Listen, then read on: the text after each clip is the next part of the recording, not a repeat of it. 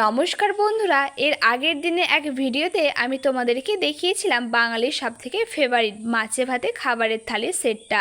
সেটা হয়তো তোমরা অনেকেই দেখেছো, আর অনেকেই কমেন্ট করে জানিয়েছিলে এটা রং করে দেখানোর জন্য। তাই তোমাদের কথা রাখতে এটা রং করার ভিডিও নিয়ে হাজির হলাম।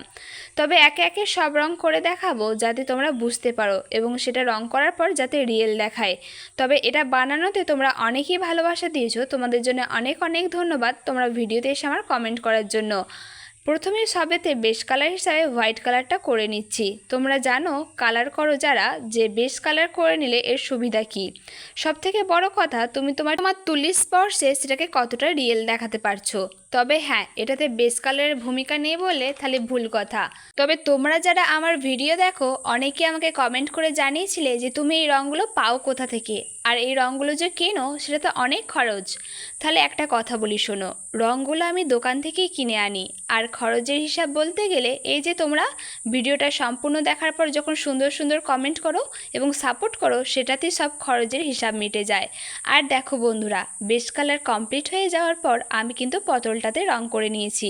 প্রথমে বীজগুলোকে হলুদ কালার করে নিয়েছি এবং বাইরেটা সবুজ কালার। এবার বলো তো, এটা সত্যি কি ভাজা পটলের মতো লাগছে? আর তোমরা কে কে পটল ভাজা খেতে ভালোবাসো অবশ্যই কিন্তু কমেন্ট করে জানিও। তারপর রং করে নিয়েছি মাছগুলোর এখানে কালার বেস কালার করে নেওয়ার পর আমি হলুদ কালার দিয়ে ভর্তি করে নিয়েছি। যেহেতু আমি মাছ ভাজা খেতে ভালোবাসি তাই মাছ ভাজার মতো কালার করে নেব। তোমরাও কে কে আমার মতো মাছ ভাজা খেতে ভালোবাসো অবশ্যই কিন্তু কমেন্ট করে জানিও। আর মাছের মধ্যে তোমাদের কোন মাছটা ফেভারিট অবশ্যই কিন্তু তার নামও করে যেও। আর বন্ধুরা, আজকে তোমরা আমার এই ভিডিওটা কে কোথা থেকে দেখছো অবশ্যই কিন্তু জানিও। আর নেক্সট টাইমে তোমাদের পছন্দের খাবার অবশ্যই আমাকে কমেন্ট বক্সে লিখে যেও, যে তাহলে আমি সেই মতো মাটি দিয়ে বানিয়ে দেখাবো। তবে আজকে কিন্তু খাবারের সেটটা আমি আমার পছন্দের বানিয়েছি, নেক্সট টাইমে নয় তোমার পছন্দের বানিয়ে দেখাবো। দুটো মাছ ভাজা কমপ্লিট হয়ে যাওয়ার পর বেগুন ভাজাগুলোকে কমপ্লিট করে নেব। তবে বেগুন ভাজা যেহেতু ভাজার পর একটু ব্রাউন কালার হয়ে যায়, তাই সেটাকে সম্পূর্ণ ব্রাউন কালার দিয়ে আগে ভর্তি না করে ইয়েলো কালার দিয়ে করে নিয়েছি।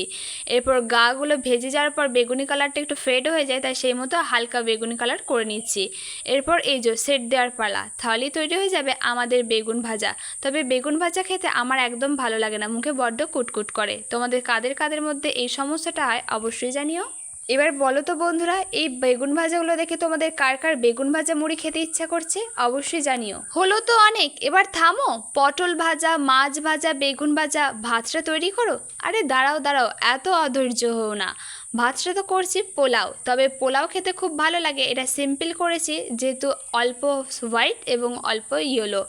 তো আজকের মতো এই খাবারের থালির সেটটা তোমাদের কাদের কাদের পছন্দ হলো অবশ্যই জানিও। আর চ্যানেলে নতুন হয়ে থাকলে প্লিজ নকশাবাহার চ্যানেলটিকে সাবস্ক্রাইব করে সাপোর্ট করো এবং আমার ফেসবুক পেজ নকশাবাহার, ইনস্টাগ্রাম আইডি নকশাবাহার সকলে ফলো করে সাপোর্ট করো প্লিজ। আমার পরিবারে তোমাদের নতুনদের স্বাগত। বাই।